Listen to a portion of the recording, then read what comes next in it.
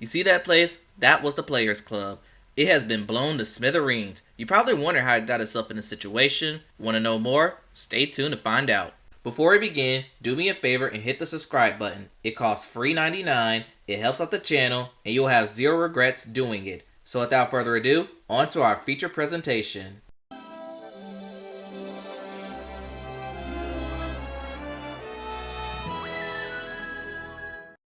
Just imagine kicking out your pregnant daughter out the house because she wanted to go to an HBCU instead of the college of your liking. That's insane to think about. That's what Diana Armstrong had to go through. But before she could go to college, she takes a job at a shoe store to help get her funds up.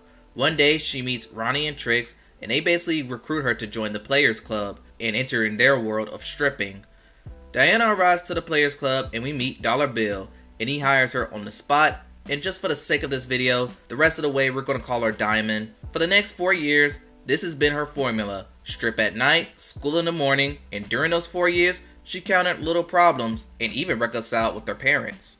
But that all changed when her cousin Ebony moves in with Diamond, and immediately she gets her a job at the Players Club, and you'll see why all things fall apart later on. But first, let's talk about Dollar Bill. He has a habit of not paying off his debts, and one day, a goon for St. Louis rudely awakes Dollar Bill, and that was some good sleep he was getting. Dollar Bill borrowed $60,000, and Dollar hasn't, nor has any intention on paying off the debt. Better yet, all Dollar Bill has to do is pay $10,000, and some will be forgiven. If he doesn't pay it, well, you ever heard the terms, it costs you an arm and a leg? St. Louis is coming to your club, and he wants a payment of $10,000. If you don't pay him, he don't pay me, and I'm gonna take that real personal, and I'm gonna come and get you. More of St. Louis goons arrives at the Players Club to harass the club's bouncer, Lil Man. He's been covering up for Dollar Bill and has been getting the brunt of St. Louis harassment. Turns out St. Louis has even more goons in Reggie and Clyde, and their job is to scope the Players Club for Dollar Bill. We then meet Blue. Blue is the Players Club DJ, and he is questioning Dollar Bill on why he hasn't been getting paid properly. I just don't think it's fair that you charge me 25% interest on the money that you loan me when you already take 30% out of my check. You know, I ain't got no G-string and I ain't out there making no tips, you know. When was this stripping game, partner? Back with Ebony, ever since she's been stripping at the Players Club, she's been out and about running town, assuming with Ronnie and Trix. And it should be noted that Diamond doesn't mess with Ronnie and Trix anymore for reasons.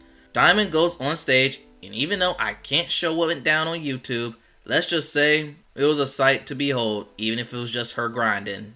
After her night, her man Lance is having a difficult time accepting the fact that she rather works long night at the Player Club than to spend quality time with him.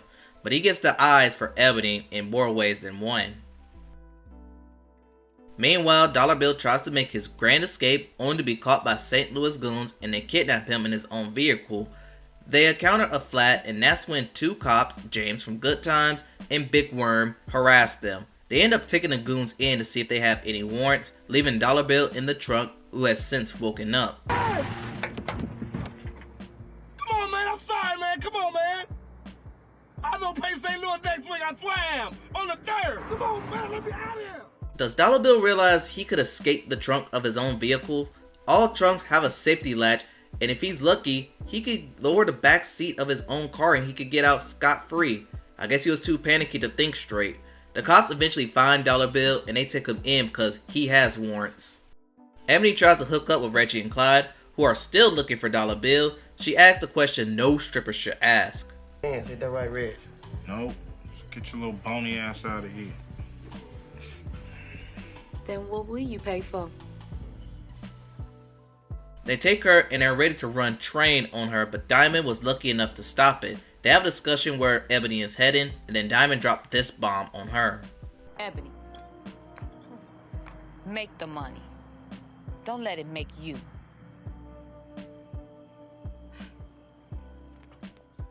We then get a flashback on why Diamond don't mess with Ronnie or Trix.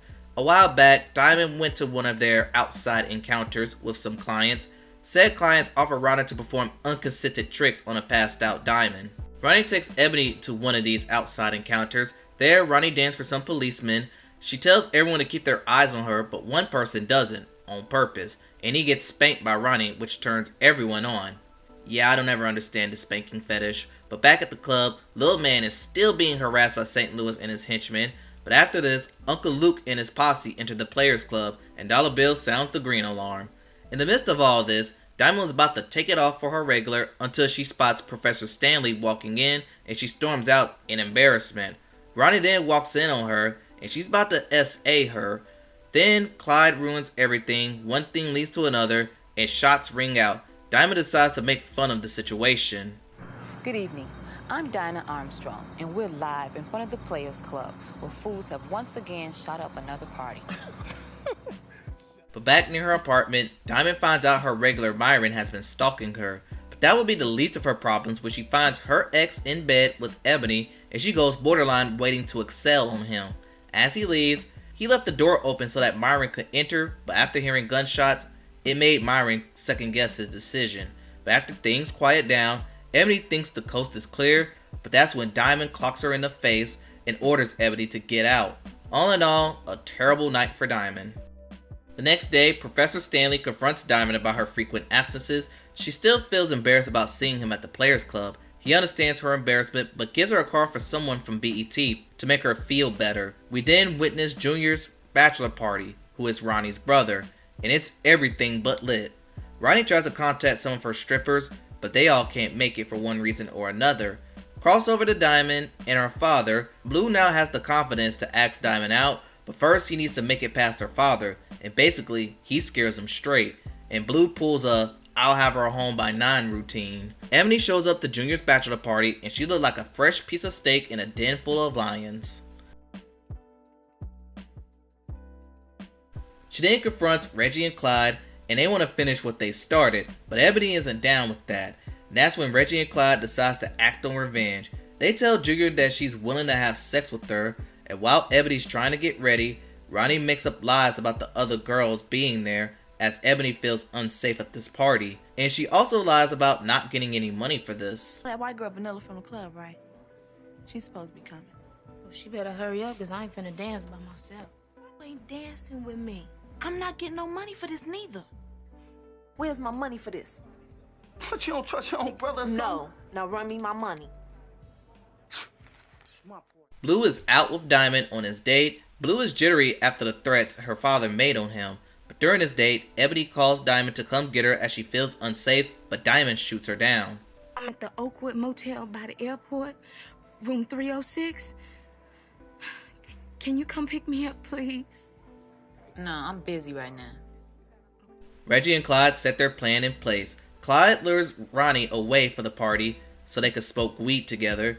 Reggie then slides Junior a condom, and this is when the movie gets dark. Junior then proceeds to take advantage of Ebony, and this scene is kinda difficult to witness. But while everyone is listening, the rest of the party realize this is wrong, and everyone dips. Ronnie shows up and realizes what Junior has done, and they quickly leave, with Ronnie going to the Players Club for an alibi. Blue and Diamond shows up to the hotel Ebony was at, and they discover the gruesome scene and call 911. Diamond then finds Ronnie at the Players Club, and that's when Diamond pieces up Ronnie. Both women trash the dressing room with Blue guarding the door. After the dressing room brawl, the police come in and arrest Ronnie, and for some reason Trix for Ebony's R word. This leads Dollar Bill to have an epic crash out, but while having said crash out, Dollar Bill makes himself seen by St. Louis and his goons. The lions spread out and set up their ambush. The head lion enters and sounds out a warning which falls on deaf ears, to the tune of Mac 10 and Scarface's "You're Delinquent." There's anybody here who don't want to get murdered?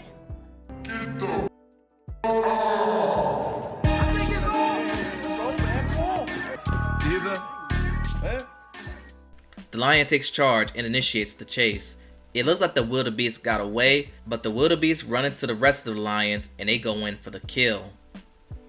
But before they leave the Players Club one last time, St. Louis still feels empty, so Charlie Murphy uses a law rocket and blows up the Players Club and Dollar Bill's car.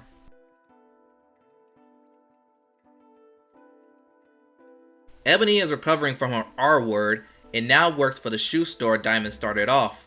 She runs into strippers from Club Sugar Daddy and they try to recruit her, but she shoots them down. Well, if that's all y'all got, you don't want too much. Now it's epilogue time. Ebony eventually moved back to Tallahassee. Blue found work as a radio DJ. Ronnie and Trix now work for Club Sugar Daddy after getting out of jail. Junior is rightfully locked up, throw away the key. Reggie and Clyde were last seen at Freaknik in Atlanta. St. Louis is still wrecking shop in the South. Lil Man managed his own strip club in Chicago. Dollar Bill went up the river, and Diamond now works for the news. Watching this with adult eyes made this rewatch stressful. This movie was full of predators, and they treated their leads like prey. First, Ronnie, she was the dominant stripper of the Players Club, but she displayed pimp-like behavior. But for some reason, she really wanted Diamond. Many times where she tried to take advantage of her. I kind of feel for Trix, cause I felt like she was more of a follower than a leader. But now let's talk about Ebony. A wise big boy once said, "It's a grown man's business." She should have never chased strip clubs. She needed to stick to Tallahassee like she used to. And I hate that it took her getting R-word to realize this. Dollar Bill. He was the human version of Eugene Krabs. Cheap, often breaks crack commandment number 10, the consignment one. And all he had to do was not even pay the 60 G's, but 10 G's. And better yet, any payment in St. Louis would have been off his back. Moral of the story for him, never borrow money if you have little motivation to pay it back. And finally, Diana Diamond. She walked in the world of stripping but realized that this world was getting toxic as the years gone by.